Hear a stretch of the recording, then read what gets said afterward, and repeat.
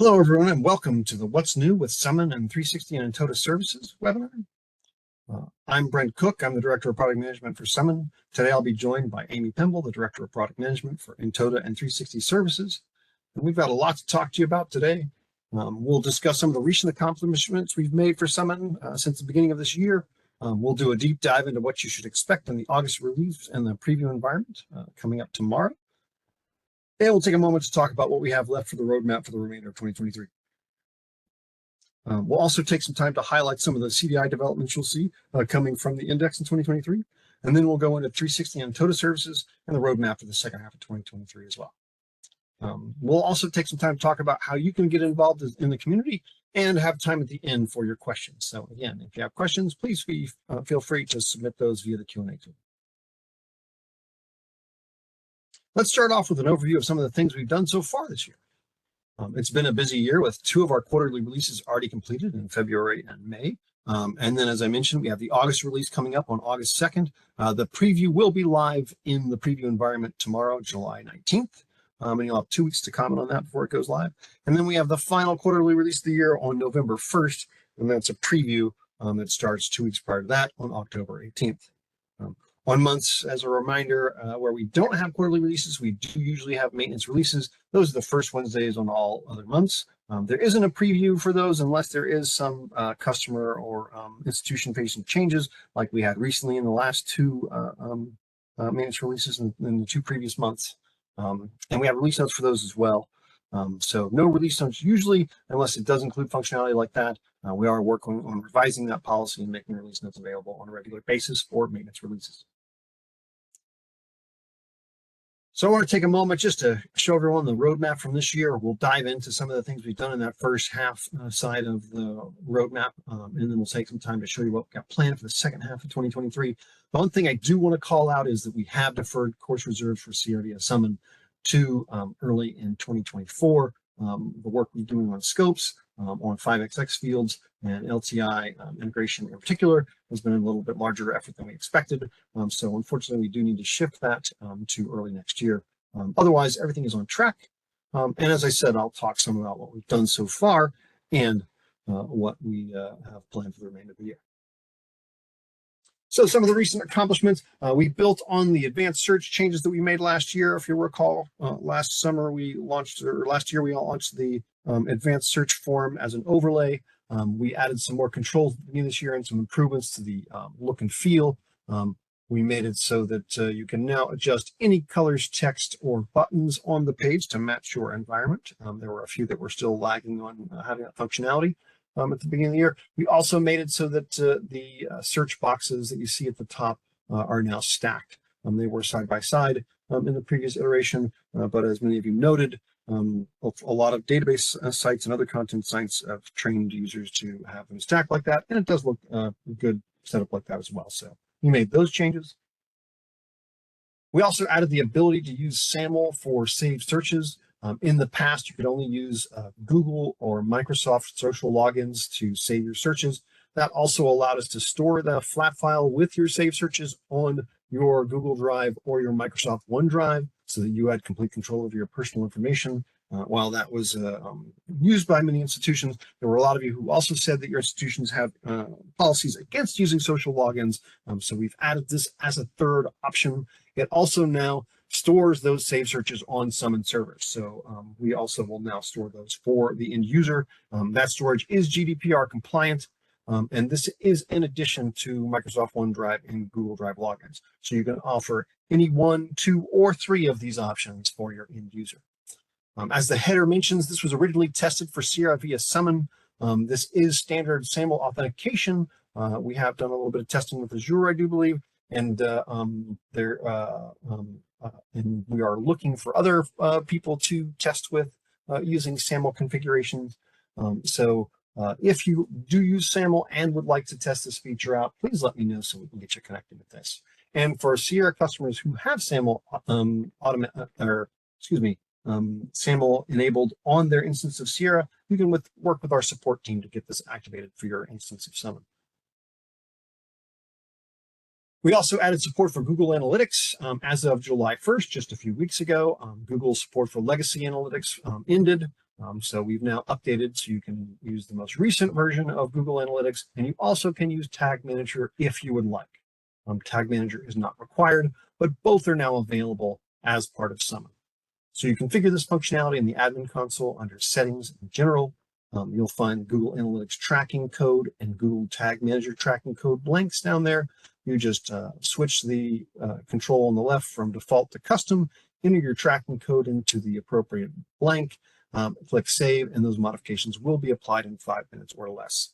And because we've had some questions around this, I want to call out that when I say tracking code, that isn't any sort of JavaScript or programming language that you put in there. It's the actual numbers and letters that's provided to you by Google to identify your specific account. So if you have that for Google Analytics or for that Tag Manager, you enter those in there. And again, Tag Manager is optional. See your Google documentation for more information on that. We also added the ability to require a sender email for citation emails. As we've discovered in using this form, this is the form that you would use to email a citation to someone. A lot of your patrons will use it to send you questions or comments or point out issues, and they often forget to put their email in the body of the message. So if there's follow-up, you're not sure who to reach out to. We have now added the ability to have a from email blank show up on that form. That's new, that piece in the red box there. You have the ability to configure that as appearing and as being required. And so if you want to take a look at how to configure that, it's very straightforward. Again, on the admin console under settings and search results, you would to add the sender email field to that citation form, you make sure that you turn that top one, the sender email to email citations on. To make it required, take that second control, sender email to email citation required, turn that to on. That will make that field required as part of the form. Click Save, and then your changes will be available on your instance of Summon within 5 minutes after that. So, and I should also mention that that was part of the new enhancement request system or NERS voting. You'll see those labeled, each one of these that are part of that. I'll talk more in depth about that process and where we are with it for 2024. We'd love your participation. But for now, let's dive into the August release, which again, the preview starts tomorrow on July 19th and goes live 2 weeks later on August 2nd. So first, I want to talk a little bit about for scopes for Summon searches. This allows users to pre-filter their searches, limiting to a specific group of records versus searching your entire catalog. This feature allows you to create scopes and prioritize the display order when there are multiple scopes. So you can create a name and a description for them. The name is for display here, as you can see in that screen mock-up on the right-hand side. The description is for internal use so that you can leave a note for how you created that scope. You can limit it to local records. You can limit by content type, discipline, language, new records, and time period. Basically, the things that you find on the advanced search, you're able to limit using those. You can add or remove resources by ISBN or ISSN, and you can add or remove library locations to a search scope. So to configure this, you basically go into the admin console under settings and search scope. Any existing search scopes will appear at the top and can be enabled or disabled by dragging and dropping them to the appropriate column there. They can be edited and they can also be deleted. To create a new search, at the bottom there you can see the Add New Search Scope button. When you click that, that actually expands to give you a form where you put in the name, as I mentioned before, which is what will be displayed in the user interface, and then you enter in the description, which is again for internal use for you to know what that scope covers, and then you create the query below that, basically using what you'll recognize as the advanced search form. It's a little bit different from the actual advanced search form, but whatever you have turned on or activated on that advanced search form, if it's available for search scopes, will show up in this page. So to create that scope, you just click New, you fill out the piece at the top, and then you fill out the form at the bottom using the parameters you'd like, and click Save, and that will create the scope for you. We've also done some work to improve the Quick Look pane layout. We did a new Quick Look a while ago, and there was some great feedback on it. We made a variety of changes, and part of the NERS voting system, part of the functionality that you committed or that you chose is that you want to make sure appeared in the 2023 roadmap for Summon was improving this overall layout. As you can see on the right, the way it is currently, you've got a 2-column metaphor there. It looks really good when you have something like this particular record that has a big, nice abstract there to fill up the side. However, if you have one that doesn't have much of an abstract, it can look blank and everything's shoved to the right-hand side, so it doesn't work for all records. What we've done is improve that layout based on your feedback, and it now follows the same kind of construct that you have for the responsive design for tablets and smartphones. It's a 1-column display, so that if there's any missing information or anything is expanded or collapsed, it still looks the same. It still looks good. To manage that, you just go into the settings section of the admin console under Quick Look. That will let you determine what elements are expanded or collapsed by default. You can do record details, subjects, or syndetics, and then be sure to save your settings.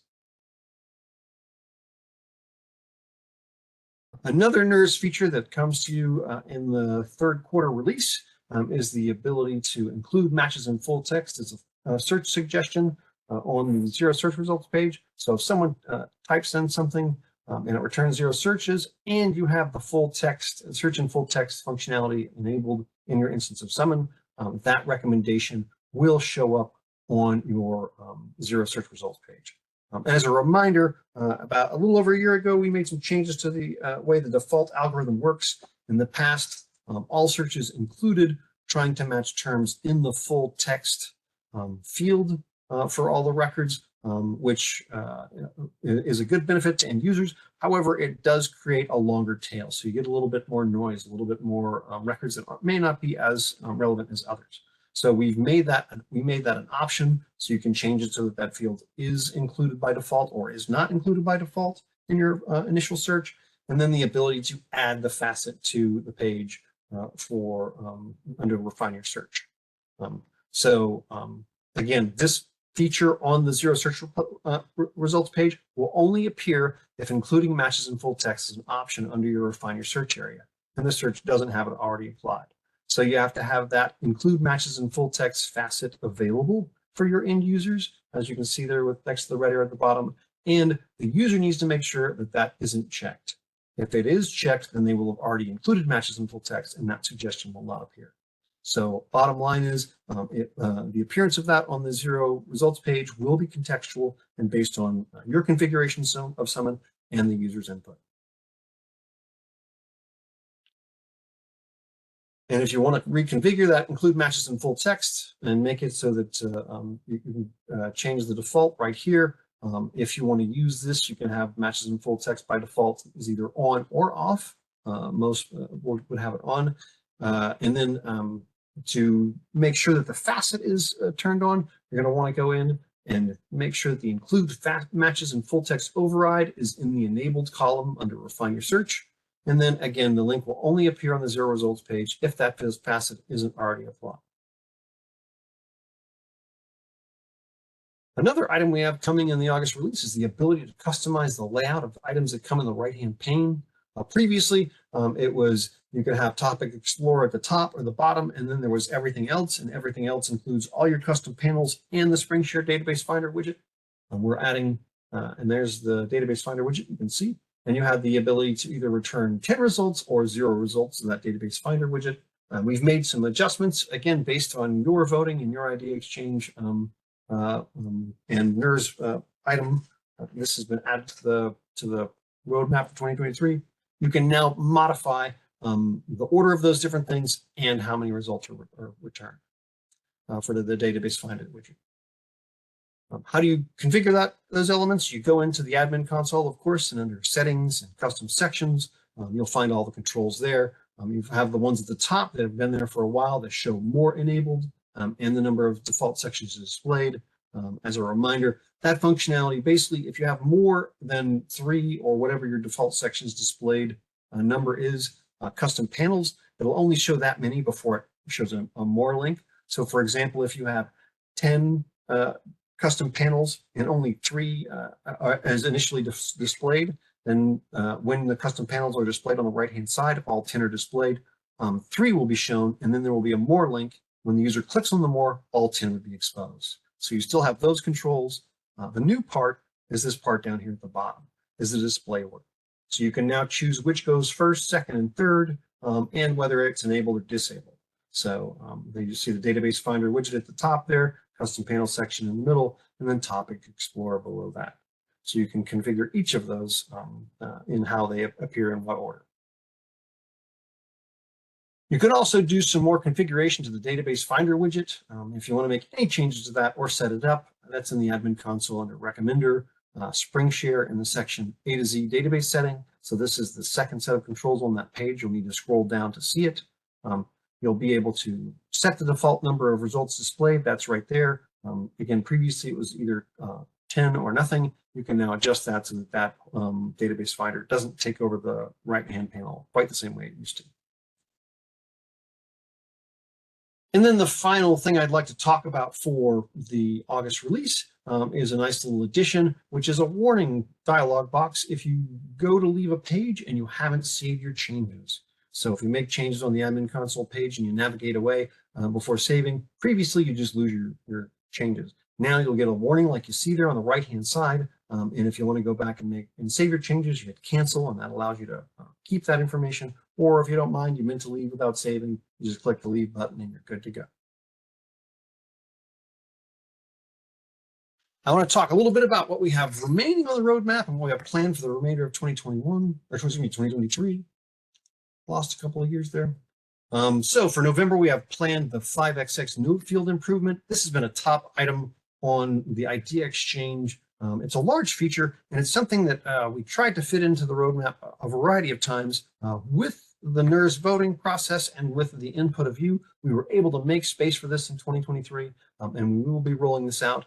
This will allow you to display both a label for and the value in the field for a 5XX field as part of the result in the quick look pane. If the field is blank, it and its label won't be displayed. So to display the fields itself, we won't be able to do very much formatting, so the quality and the appearance of that data will be dependent on what you have entered into those 5XX fields. And something to note about this feature, this is one of those features that it's not just development work, it's also got some processes that need to be applied to it. So the display of these fields may require some mapping work and some content processing, and may require some specific attention to your individual instance of Summon. While this will be available and we expect it to go live as part of the November release, actual activation of the feature in your instance of Summon may take some time after that. When we get closer to the actual release, I will take some time to share information on what that process will be, how to go about making it happen, and what your expectation should be on timing for getting that done. Another feature, which again comes to us as part of the 2023 NERS enhancement process, is ensuring the language parameter is passed from Summon to 360 link. Currently, because we don't pass that parameter, it is possible to be in one language in the Summon UI and end up in a different language in any 360 link pages or the pages after that. This should address that and make sure that the language follows the user as best it can. Another NERS feature is getting in there and addressing some issues that are caused by the content type computer files. This usually refers to older digital assets. However, a lot of these computer file records are merging with other content types, particularly eBooks is a problem that it combines with, and it causes confusion for the end user. So we will be preventing computer file records from merging with any other content type and only allowing them to merge with each other. There's not a large number of these in the index. We don't worry too much about duplication, and we know that this will certainly help reduce that confusion. And again, this is brought to you courtesy of NERS. I'll talk about that some more at the end. It's important that you participate in those systems because, as you can see here, you have a real impact on what gets developed in the Summon development cycles. And I always like to highlight our ongoing improvements around accessibility and analytics. In addition to addressing any issues that you might identify while using Summon or getting feedback from your patrons, we also do testing on a regular basis and make sure that our features are accessible as we can possibly make it. Next, I want to talk a little bit about some CDI improvements and what's happening there. One thing that we've already worked on this year and have seen some great improvements on is around rights processing. That's the activation or deactivation of collections within your instance of summon. The timing that it took to get those rights processed had gotten as long as 48 to 72 hours on average. We've now reduced that down to less than half, about 24 to 30 hours on average. And we continue to work on that and other processes and how we can improve the performance and speed. We're also focusing on data quality. We're taking a look at the consistency of language and publication date fields, working on how to better identify book reviews, and then improvement of open access content handling, in particular with improving how we use unpaywall as an index collection. Currently, we implemented adding unpaywall links to summon results many years ago now. The way we did it, though, was we did it as an augmentation because at the time we could not do it as a collection. That allowed us to get those links in there quickly.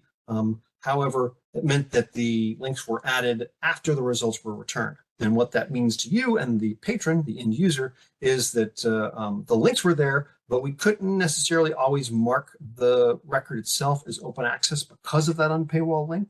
So if there was no other open access indicator on that record, we wouldn't necessarily know that it was open access. Also, we did not have the ability to create an unpaywall facet or have that as a collection and use that as a facet in the database facet. So we are currently working on adding unpaywall so that it performs as a collection, and the benefit to you and your end user will be better identification of that as an open access bit of content so that the open access indicator will show up on the results and the open access facet will work with it, and having the ability to facet specifically on unpaywall as a database. A few bigger, longer term projects that we're working on. It's the addition of a secondary resource type for CDI, and I'll have some additional information to provide for that around the August release. We're also working on connecting more author names to ORCIDs and possibly other IDs and normalizing those author names so that they are consistent and combined when appropriate. And we're working on creating separate keywords and normalized subjects. In the area of search and ranking, this is something that we work on all the time. As I've mentioned in previous webinars, it's something that we can't really tie to a release because of the amount of sort of testing and processing we do around this. Sometimes the best enhancement we get out of an analysis task we do on an algorithm is to say that our current algorithm serves that well as it is. This time around, though, we've done some testing and some improvements that have definitely enhanced our algorithm, particularly around known item searches. As we all know, patrons and librarians alike like to take an entire citation and paste that sometimes into a search box and do a search to see if they can get that known item to return. It works a lot of the time, but the punctuation and abbreviations and other bits of format in the citations themselves can cause algorithms to struggle with returning that known item. We're using actually an artificial intelligence or an AI-based tool to help identify the various elements of those citations and parse those citations out so that we can get more accurate results. That's already part of the algorithm, so hopefully you've seen some improvements there already. We're also adding support of Malingo, which is a Hebrew search plugin in CDI. So if you're doing searches in the Hebrew language, that should help out. And then we, of course, have ongoing enhancements based on feedback and new content. Like I said earlier, as I talked about with the algorithm, we're always testing that. We're always looking at the impact of content as it's being added to CDI and making sure that it's working as best it possibly can.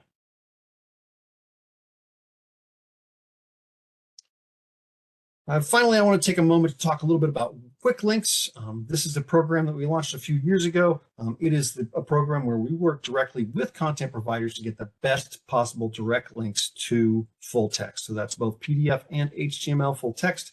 We now have over 34 supporting providers with over 10,000 collections and more than 1.5 billion records. The importance of this is the linking success rate. So those direct links to the full text PDF and HTML is a success rate of 99%.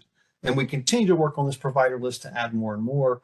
We've got the little table on the right-hand side to show you basically how long the list is. To see the actual list, you can follow that link at the bottom of the slide. And again, we'll make sure that these slides and those links are available after the presentation. And with that, I'd like to hand it over to Amy. Thanks, Brent, and thanks everyone for joining us today. I'm pretty excited to be here and talk about the upcoming Q3 release, which I am unofficially calling the Ideas Exchange Edition. And of course, that means that a lot of your great ideas that you've put into the Ideas Exchange have made their way into 360 and Intota. Next, please. As a reminder, the roadmap highlights that we are aiming for this year, or our themes are auto holdings management using the KBART recommended practice, accessibility insurance, response to community reports, an API expansion for integration with external systems, infrastructure investment as ever, and our officially voted upon NERS project, the open access indicator, as well as support for a couple of other things in the Ideas Exchange. Next. Our quarterly release dates are listed here. Our next deployment is on Wednesday, August 2nd. The final one will be Wednesday, November 1st. Next. So as I said, the Ideas Exchange Edition has some great ideas in it. The first, which has been a long time in coming, but encompasses many ideas that were posted to the website by 316 and Intota users, is to be able to support auto holdings management beyond just ProQuest or eBook Central. So I'm happy to announce that as of August 2nd, auto holdings management with Taylor and Francis will be live. And we'll get into those details in a minute. Our NERS project that we are addressing is open access indicators for databases and titles. So if anything in the 360 KB that we know to be open access will be indicated as such when you view it. Also adding a link to Summon Analytics for folks that don't have admin permissions in Summon will be available in 360 Client Center. Next. So the ebook Auto Holdings Management for Taylor Francis, as I said, will be live beginning August 2nd, and you will be able to configure auto holdings management for the collection Taylor and Francis ebooks A to Z. The code is JTX. The updates will happen weekly over the weekend. So depending on where you are in the world, a Saturday evening / Sunday morning is when we call a Taylor and Francis API endpoint, and we retrieve and upload a KBART formatted file of your holdings. Obviously, the benefit to this is that you don't have to go in and mediate your collection of ebooks. You can have this delivered to you automatically, as I said, over that weekend endpoint. You don't have to check ebooks that belong in your collection. Next, please. The configuration for this is pretty easy. Some of you may have already seen this in Client Center because we released this portion last quarter, but it wasn't, it didn't work. So on the database details page, auto holdings settings contains a field called CRN, which stands for the Taylor and Francis customer reference number. Now that is something that you will have to get from Taylor and Francis, but they have documentation about how to do that, and we will likewise have documentation pointing you to that in order to help you set this up. Next.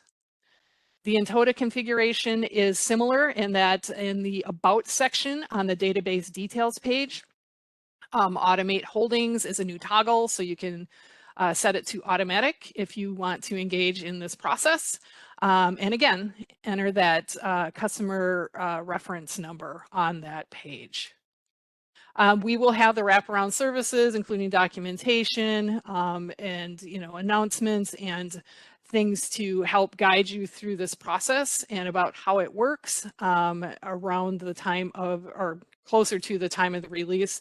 We're firming up the documentation and coordinating with Taylor and Francis in order to make sure that we have a smooth rollout for everyone. Next, please.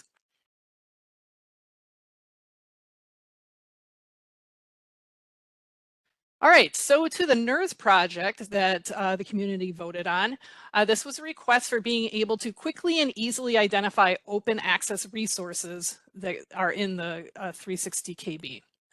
So what we're going to do is have it at a variety of levels. So open access coverage percentage will display in search results and in the list of your subscribed databases.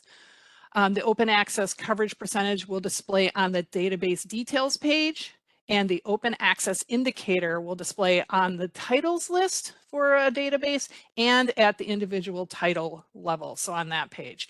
And because I should note that Ulrichs is the information source for this open access indicator because, of course, it is a very trusted and accurate resource. Next, please. So I'm going to take you through what this looks like, and because I generally use Client Center as an example, at this time in this particular webinar, I wanted to show you what the feature looks like in Intota, but rest assured, it is available in both Client Center and in Intota. So in this particular screenshot, this is from a search list. And what you see is the percentage of titles in the database that are marked open access. Again, this is coming from Ulrichs. So we've done the calculation of, total number of 1,009 titles, how many of those are actually open access. And you will see this percentage, displayed when you either do a search result for databases or when you look at your list of subscribed databases. So that's data management in Client Center lingo. Next, please. And then when I click over into the database details display, you note in the About section that open access coverage, again, displays there. So if you happen to get to this database by, say, looking up the code, so you're going directly to this information rather than through the search results page I just showed you, you will also be privy to this information and be able to quickly and easily see it. Next, please. Now I'm clicking through into the view titles list for this database, and you can see that there's a new column. It's called OA. I hope that's familiar to everyone, but it also saves us a little screen, real estate. And as you can see, it's a binary indicator. If it's a open access title, then you'll see yes here. If it's not, then we left it blank. We discovered that putting no in there made everything a little too wordy and hard to differentiate between. I want you also to note that there is a filter on this column. So if you wanted to see of that 19% titles, all of the ones that are open access, you can sort it that way and have those float to the top. And of course, conversely, if you want to see the titles that are not open access, you can resort the column and have those display that way. Next, please. Now I'm diving into a particular title from that view titles list. And as you can see in the holdings details section, we also give that indication of yes, it's open access. Again, so if I get to this title by, say, searching for an ISSN rather than going through the process that I just showed you, I'm able to get that information. So this is what this is what it's going to look like in Intota, but there are parallels in the Client Center that you'll be able to see and that will, of course, be documented. So I think this has been a terrific project for us to work on. We got to engage the power of Ulrichs and bring that more of it into 360 and Intota. And also I can see some ways that we're going to move on this. In fact, meeting with the product working group, they already had some great suggestions for how to extend this information. So I'll talk about that in a couple minutes. Next, please. All right, another of the ideas, idea exchange ideas that we have included for the Q3 release is the ability to assign an independent permission to users so that they can access only Summon Analytics, meaning they don't have to have admin permissions within the Summon customizer so they can access it directly from 360. So this is what I envision folks are talking about. Summon customization is off. We aren't giving that permission to someone, but we do want them to see usage statistics. So that one is turned from, toggled to view edit. Next, please. And with that view edit permission, you can see in the business intelligence tools section in 360 that Summon usage statistics is available there, and clicking that link authenticates you into Summon analytics. Excuse me. So yeah, you're authenticated into there and can, do your analytics work.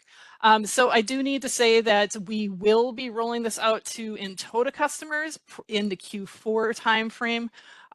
Actually creating this link and the authentication between 360 and OAS was more difficult than we had anticipated.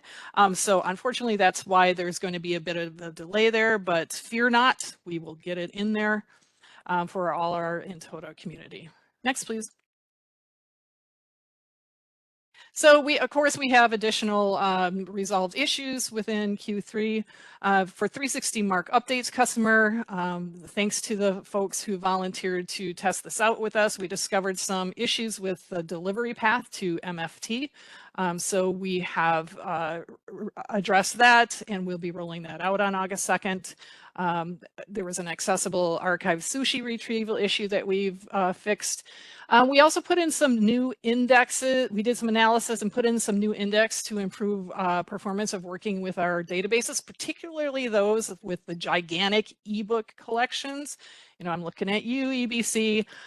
So we put in some work there in order to speed up that process of manipulating those databases and pulling up the information within them. There was also an issue with diacritic searching in Intota that we've addressed. And there are many more. They will be addressed in the release notes. Next, please. So what are we looking for the rest of the year? Because we've done this kind of long process of putting in KBART support, working with Taylor and Taylor and Francis to do auto holdings management with KBART. Our next steps are working with Springer. We're in conversations with them to roll that out because we're all familiar with the process now and have kind of set up our systems and understand the exchange points and the required steps. We should have a real shortened timeline in order to turn that around and make it available. As I mentioned, the product working group had some great suggestions for furthering the use of open access indicators, particularly for management reports. So like in database details reports, tracked journals, tracked resources. We should be able to put those data points into the report and deliver those. Overlap analysis was another that had been suggested.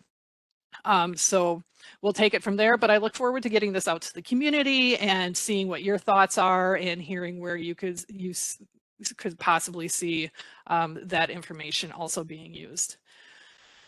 We also have a 360 admin API that we are currently speaking to an early tester about in order to use those endpoints to deliver for your subscribed resources, providers, databases, and holdings by provider, or all of the holdings within your profile. So this would be a way to extract all the information to which you currently subscribe and use it in whatever fashion you want, whether that be an A to Z list, whether that be a title list somewhere, whether it be a listing of databases by provider. You could do that. There are innumerable use cases for it. We have been working on it for some time. As I said, we're working with someone to do some early testing, and we should be rolling that out on the developer network and letting it into the wild by the end of the year. And as I mentioned earlier, the Summon Analytics link from Intota will be included by the end of the year. That's what I had to share, Brent. Excellent, thanks.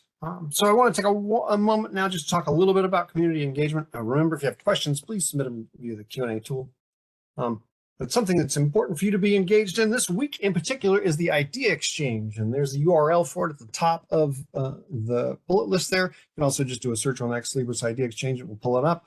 Go into Summon. You can enter items for either Summon or 360 and Intota issues as well. Please add your ideas this week or go out and vote on ones that are existing to ensure their inclusion in the 2024 NERS voting process. As I mentioned earlier, the idea exchange serves double duty. Amy and I will pull items off of it to address as we can. We also use it as a place to get great ideas for voting on in the NERS process. And the NERS process is going to start here shortly. So please get your items in there. To show your impact, we've had 15 items in the last year completed that were listed on the idea exchange. 4 more are planned for completion by the year's end. And all 4 of those actually, excuse me, comes to you courtesy of the NERS voting process. So please get your ideas in and votes in by this Friday for inclusion in the 2024 NERS voting process. I just want to take a moment to thank you for your participation in Summon as a product. The product itself, the features we have, the success, the quality is all really based on your input and your involvement. So thank you for your help on the listserv. Thank you for your comments directly to me and Amy. Thank you for your working with support. Every day you help us make this product better, and you make my life a little easier by being such great customers, and I really appreciate all the support and help you give for Summon. Amy, any final comments for you? Yeah, to underscore what you've said, as you can tell from this particular release, the benefit of 360 and Intota being included in the ideas exchange is immense. So, you know, this is really adding some value to the product. It's adding some new insight, some great suggestions, and I thank you for it. And as Brent said, get to the ideas exchange. And, you know, even if it's not officially voted on, it can possibly be included in a release. So we thank you for that. Okay, that concludes the webinar for today.